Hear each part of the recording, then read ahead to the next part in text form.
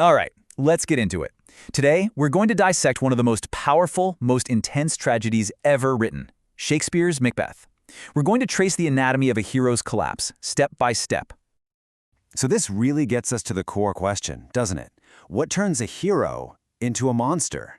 I mean, how does a guy who's celebrated, a national hero, praised for his loyalty and courage, end up orchestrating his own downfall and becoming this absolute tyrant? That's the mystery we're going to unpack together.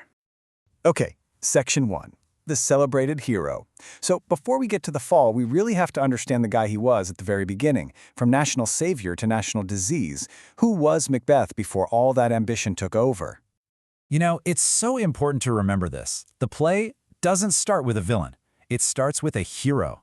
He's literally introduced as brave Macbeth, and he deserves that name. He's this incredible soldier, a national savior, who just saved Scotland with his ferocity in battle.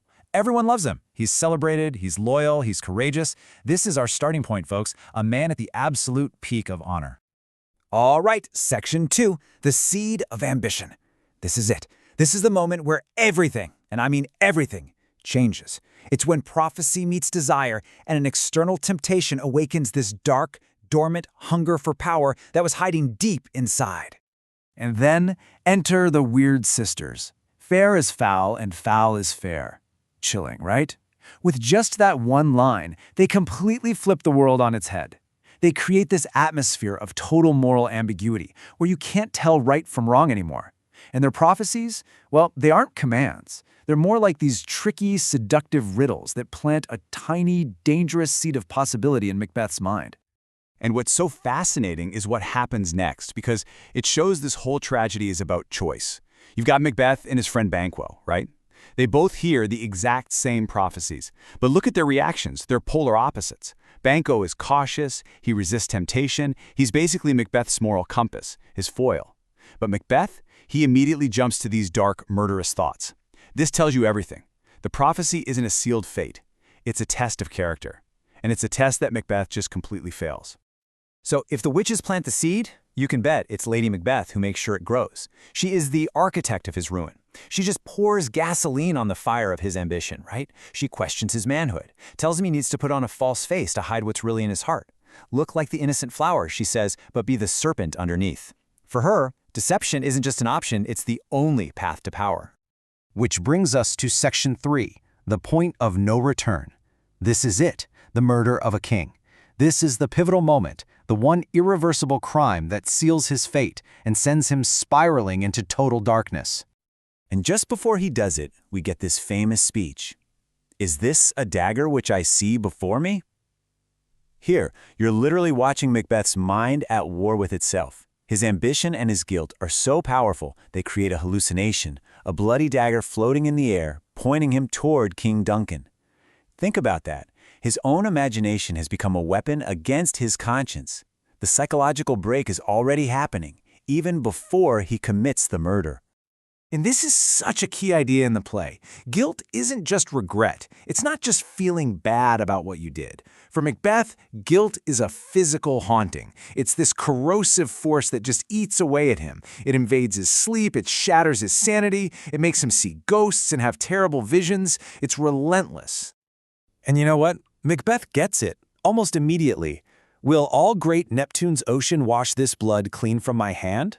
Wow. With that one line, he recognizes that the stain of what he's done is permanent. It's spiritual. No amount of water in the entire world can wash this guilt away. The deed is done. It's indelible. He is marked forever. Okay, moving on to Section 4, the spiral into tyranny. Because killing the king, that wasn't the end. Oh no, that was the beginning of the trap. He says it himself. I am in blood, stepped in so far that going back is just as hard as moving forward. So he's forced into this horrifying, escalating cycle of violence just to hold on to that stolen crown. So, how does this spiral actually work? Well, it's a pretty clear progression. Step 1, he murders King Duncan. Why? To seize power. But that just makes him paranoid. So step 2, he murders his friend Banquo. Why? To secure his power. And then, finally, he just snaps. Step 3, he slaughters Macduff's entire family. His wife, his kids. This isn't strategic anymore. It's pure, savage brutality, all to destroy any hint of opposition. And this is the thing about Macbeth's corruption. It doesn't just stay with him. It spreads. It infects the entire nation. Scotland becomes a suffering country under a hand accursed. His tyrannical rule literally transforms the country into this diseased, fearful land. It's filled with widows and orphans and constant sorrow, a perfect reflection of the moral sickness of the man in charge. All right, let's bring it all together in our final section. What makes it a tragedy? We're going to look at the verdict on ambition and what this all says about power and, well, the human condition. So, right near the end, his wife is dead, his castle is under siege, he knows he's going to lose, and he delivers this absolutely devastating speech. Tomorrow and tomorrow and tomorrow. He finally gets it. He sees the ultimate outcome of all his bloody ambition, a life that is completely, utterly meaningless. He waded through all that slaughter just to find out his entire existence has been a tale full of sound and fury signifying nothing, just empty. So, after all that, what are we supposed to take away from this? Well, the reason Macbeth is still so powerful is because of these timeless warnings. It's a masterclass in the corruption of unchecked ambition. It's a deep dive into appearance versus reality, where nothing is what it seems. It's proof of the inescapable power of guilt. And maybe most importantly, it forces us to grapple with that huge question, fate versus free will. And that really leaves us with this one final provocative question. Is our fate written for us, or do we write it with every single choice we make? Sure, the witches offered a prophecy, but let's be real. It was Macbeth who chose the bloody path to make it come true. The play doesn't give you a simple answer. It just forces you to ask yourself, are we just actors following a script, or are we the ones writing our own story?